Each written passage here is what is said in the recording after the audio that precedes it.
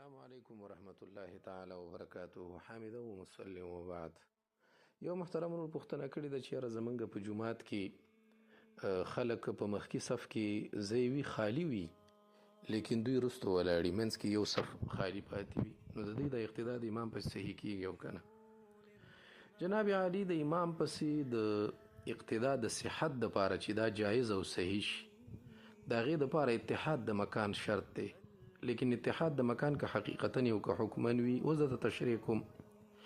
اتحاد د مکان چې یعنی دواړه به په یو ځای کې وي، د دواړو ځای به یو وي، حقیقتا دې ته وایي چې یو مسجد وي، یعنی حدود د مسجد وي. که خیر لیکړی بعض جوماتونه داسې وي چې هغه لږ لوی جوماتونه وي، نو هغې کې صحن هم وي، داسې ځای هم پکې وي خلک پکې یخنۍ کوي، په نورک کې بیا مونځ کوي.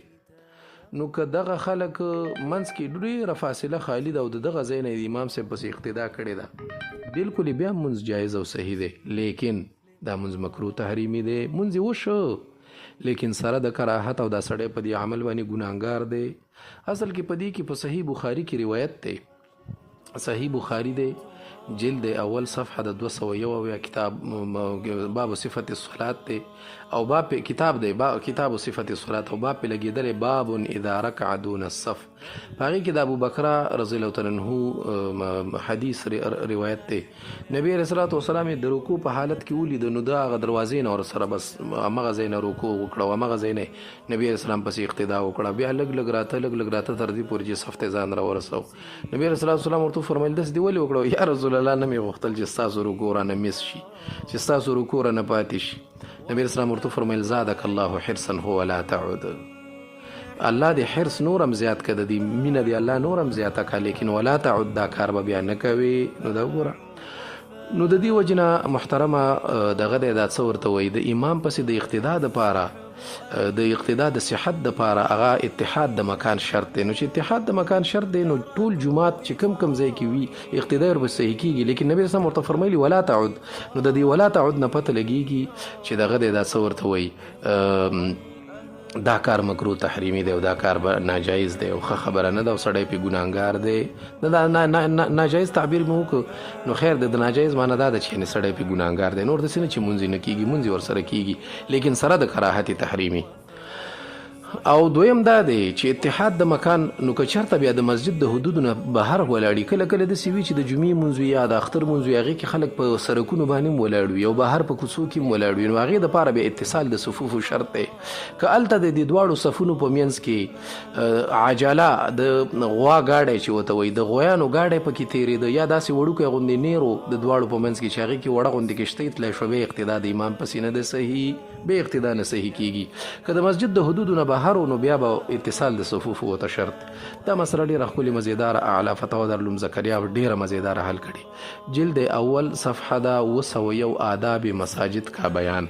د قرنګي دا مسله باقاعده طور سره ډېره ښکلې ډېره مزیداره هغه فتوا رحیمي حل کړي، مکمله فتوا رحیمیه 4 جلد او 203 نمبر صفحه د باب الامامة والجماعه.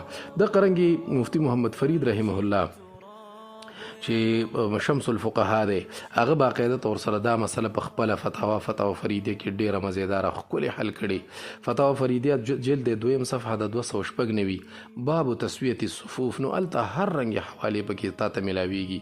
او دا قرنګې دا مسله باقاعده طور سره فتوا شامی حل کړې ده، جلد اول صفحه د 233 او کتاب الصلاة د باب الامامت دی. دا قرنګې دا مسله باقاعده طور سره فتوا هندي حل کړې، جلد 2 صفحه د 80 الفصل الرابع في بیان ما يمنع صحة الاقتداء وما لا يمنع، صحیح دی.